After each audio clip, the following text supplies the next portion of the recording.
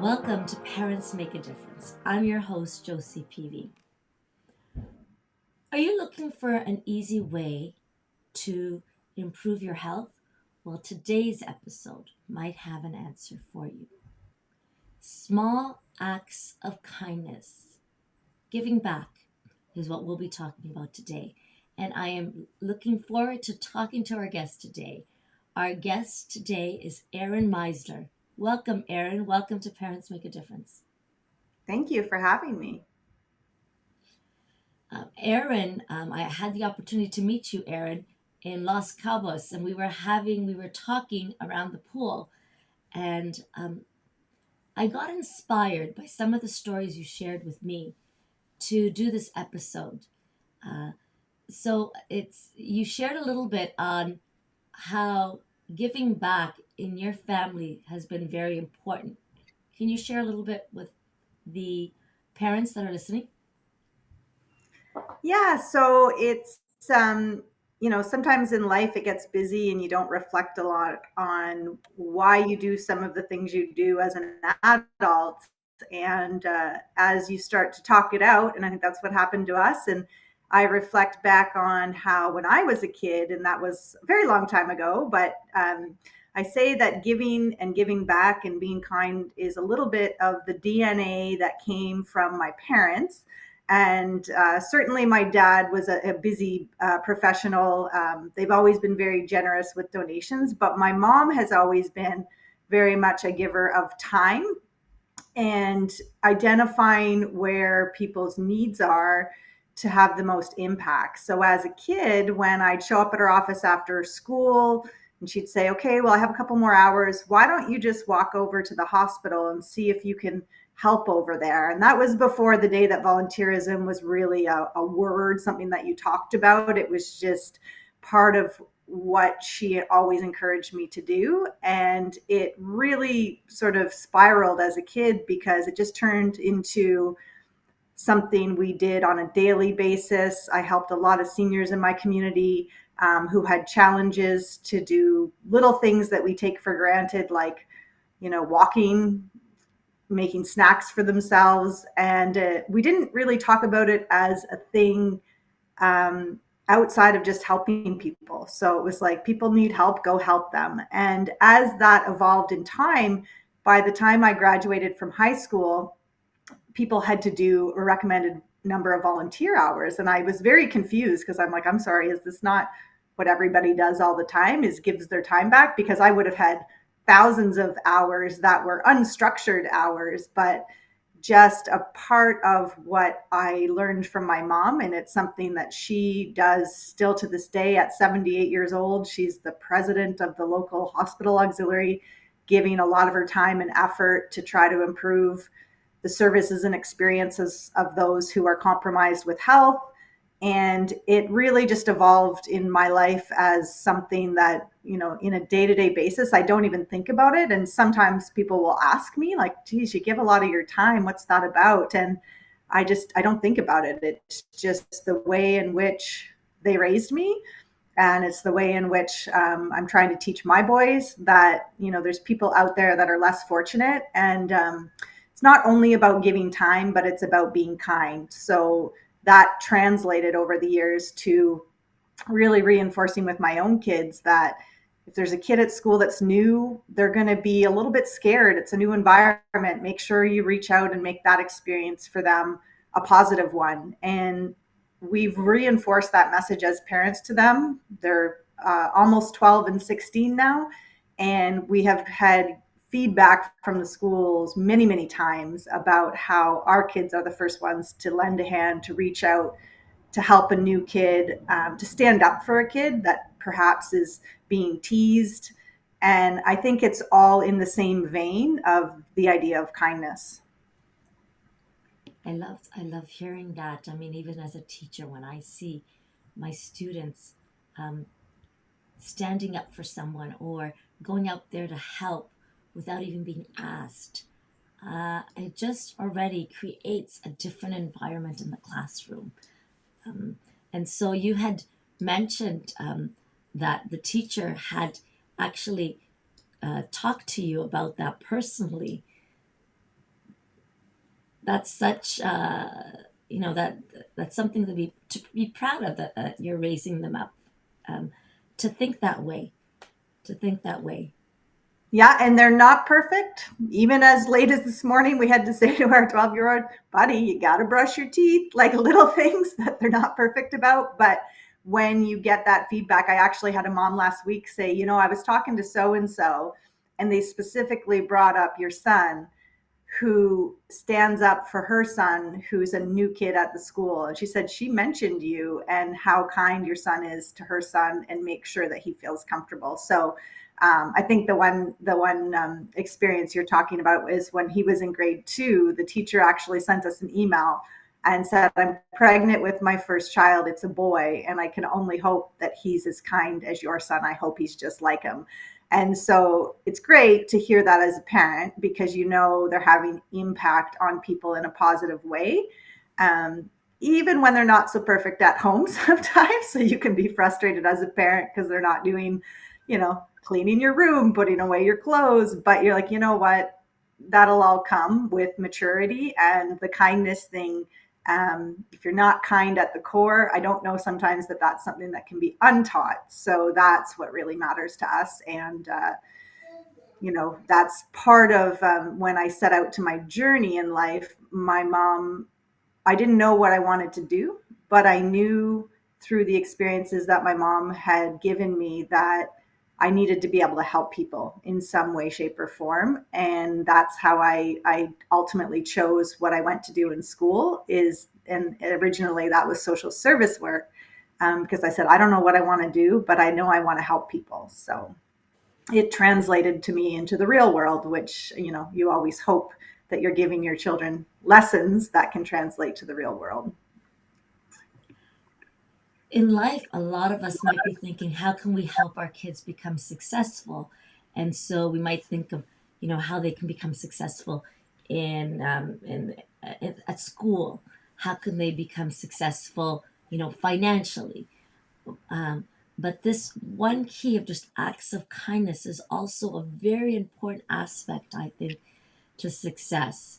I know myself, once I realized that, um, and I didn't really think that way before, even though I've had a lot of kindness in my life. My parents, very kind, always giving. Um, I've had that, even I've seen it on my husband's side, with his family. And I think perhaps I was overwhelmed with 5 kids and probably thinking of myself as I'm raising them and maybe not able to give back as much because I'm just trying to survive. And maybe some parents are like that right now. But understanding the power of acts of kindness. I'm Pay It Forward. That movie was inspiring for me. For anybody who's watched it, I'm not sure if you've seen it. And there's this. People are talking about pay it forward, like even at Tim Hortons. You pay for the person behind you. They don't know who you are. Just random acts of kindness. It's just there's something about that. It's empowering. It helps us. It helps our health, how we feel about who we are. It helps our community. It helps other people in so many ways. There's so many things we can get out of that. And once I started to realize that myself, I thought, oh my goodness, my kids, this is worth the conversation. As your parents were a great example, they did it and they just sent you out to do it. And when it was an aha moment for me, I started to bring my kids to volunteer. I mean, we did the soup kitchen. They would volunteer at the church. And I tried to instill that. And I think parents, maybe some of you already do this, and that's amazing. That's great. And if you don't as of yet, it's something perhaps you can think about to start, because uh, they pick up more on our example and our encouragement, um, than they do by just telling them, go and help someone, right? And that it's important. Sometimes it needs a conversation. But as I was, kind of researching a little bit about how giving back is so powerful. I mean, if someone is stressed or someone is depressed, I've heard that the best thing to do is go find someone to help. Take the focus off yourself. and go help someone. Yeah, and it's interesting because I do some work, volunteer work with the Canadian Association of Gift Planners, which is an overarching organization that works with charitable organizations. And it's a little bit of education, connection, um, events, sharing the challenges in the charitable space. And what we know is that we have an all-time high of people reporting that they feel alone and disconnected. However, we also have an all-time high of low volunteerism and low engagement, which is a little bit of a side effect of COVID. We kind of had to disengage at that point and had to navigate a difficult time where we were alone, really. We were isolated. And so coming out of that, what we know is people are reporting that feeling of isolation. And yet we know there's all these needs out there that aren't being met that could marry those two things and give people the social connection and meaning that they know they're lacking and they're reporting that they're lacking. So it's something we talk about, and it's something we're trying to address to say, hey, like, come out, get involved in something that can have impact on others, but also that connection with other people. So some of the volunteer work I've done over the years, people will ask, like, what do you get out of it? And I said, well, I mean, for one thing, there's a need there. But on the other hand, some of the relationships in my life with colleagues, peers, people from different organizations, different industries, have come as a result of me giving my time. So I'm getting a lot from that. There's some of the most meaningful people in my life that I have met through volunteerism. And so I think people need to stop and pause. And I don't like to use the word busy. I don't like that word because I feel like it's a blanket statement that I would take for, like, everybody's busy, and whatever that means to you. Busy is on different levels. But are you doing things that make you busy that are giving you some purpose and some meaning back? And I would challenge people to pause and think about that, because there is so much to gain from that sense of community that we get from giving back. And yes, it's time, but connect with something that's meaningful to you, and you will find it can improve your own mental health, your own connections, your own feelings of isolation. We're really trying to make a campaign out of that to say, there's more to giving back than just you giving something up. There's a lot that can be gained personally from those experiences. So I think it's important that we're mindful of those connections and how they actually can help us with maybe perhaps some feelings of loneliness and isolation that we may experience. No, very good point.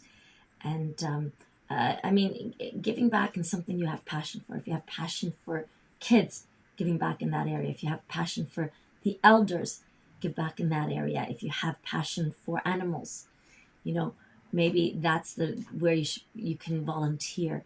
The great thing is it doesn't have to be financially. It could just be with time, and it doesn't have to be a large amount of time. It could be just small amounts of time. But there's different ways. There's different ways of giving back. I know that even when I was going through sickness and people were bringing food, they were giving to me, and it was like, it was, wow. It really helped me through what I was going through. It lifted my spirits. It was so powerful, and I'm sure them doing it on their end, that also made them feel good about who they were choosing to be. Because a lot of the times, if we don't like who we are, we can change and recreate ourselves and be who we want to be. And uh, and and it just does feel good when you are giving. And so that's something that I would love to see us parents instilling in our kids, and talking, having more conversation about that. I think that is a very important key to having a life that is purposeful, as you mentioned. Um, a happy life is when we are passionate about something and helping others with no ties attached, nothing expecting nothing back, just doing it because we want to. But we will be blessed, in my opinion. I do believe that. Just because what goes around comes around. I've seen it in my own life, in the positive and in the negative. But I think that. It's a very powerful, small thing, but powerful. Acts of kindness, giving back. Absolutely. And thinking about as a kid, I played sports myself, and even as simple as your in my case it was ringette. So my ringette coach, right, was someone who in retrospect gave a lot of his time to us for many, many years. We were a team that stuck together from the time we were very young till we were off to college essentially. And some of the lessons he taught me about, like, I was a little bit competitive, which probably won't come as a surprise to you, but and sometimes that competitiveness came out in attitude that wasn't okay. I didn't like to lose, and he gave me some hard lessons as a kid. Sitting me on the bench to say, that attitude's not acceptable. It's not helpful to the team. And you think, wow, he was a volunteer, right? And he gave me life lessons about things that were really important as a young person. You don't know what you don't know. And as I look at my own children who play sports, and the coaches that have given back of their time, who've been mentors to them, who've made them love a sport that's become a very integral part of your life, like, it translates to so many spaces in this world. And like you said, there's 86,000 registered charities in Canada.